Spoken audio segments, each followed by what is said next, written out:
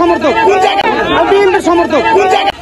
ধানমন্ডি 32 নম্বর এলাকায় আমরা দেখতে পাচ্ছি এই মুহূর্তে এক যুবকের ফোনে শেখ হাসিনা শেখ মুজিবুরের ছবি থাকার অভিযোগে ধাওয়া দিয়েছে বিক্ষুব্ধ জনতা। অর্থাৎ এখানে রয়েছে স্থানীয় বিএনপির নেতৃবৃন্দ। তারা এখানে এই যুবকের ফোনে আওয়ামী লীগ সংশ্লিষ্টতা পাওয়ার জন্য আসলে তাকে ধরে এনে মারধর করছে এবং তাকে আওয়ামী লীগের কর্মী হিসেবে তারা পরিচয় করিয়ে দিচ্ছেন। এবং আমরা দেখছি এখানে যারা রয়েছেন তারা আসলে এই যুবককে ধাওয়া দিয়ে ধরে নিয়ে আসে এবং তাকে আসলে মারধর করা হচ্ছে। এখানে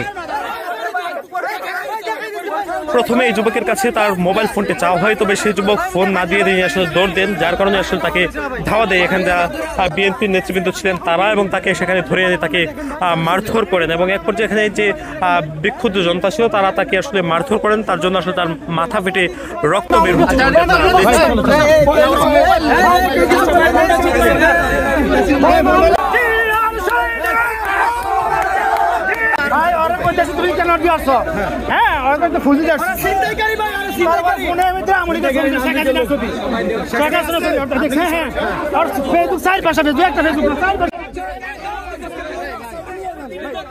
এখানে যারা বিএনপির নেতৃবৃন্দ ছিলেন তারা আসলে বলছেন এই যুবকের ফোনে শেখ হাসিনা শেখ মুজিব সহ একাধিক আওয়ামী লীগ নেতৃবৃন্দের ছবি পাওয়া গেছে, যে জন্য আসলে তাকে ধাওয়া দেওয়া হয়। ধাওয়া দেওয়ার পরে তাকে আসলে আটক করে, এবং যে জন্য এখানে দেখছি আমরা পুলিশের সদস্যরা এসেছেন এবং পুলিশের সদস্যরা এই যুবককে থানায় নিয়ে যাওয়ার চেষ্টা করছেন। তবে বিক্ষুব্ধ যে জনতা সেই যুবককে আসলে ধাওয়া দিচ্ছেন এবং তাকে মারধর করার চেষ্টা করছেন। এক পর্যায়ে এখানে আমরা দেখছি তার মাথা ফেটে কিন্তু আসলে রক্ত বের হচ্ছে।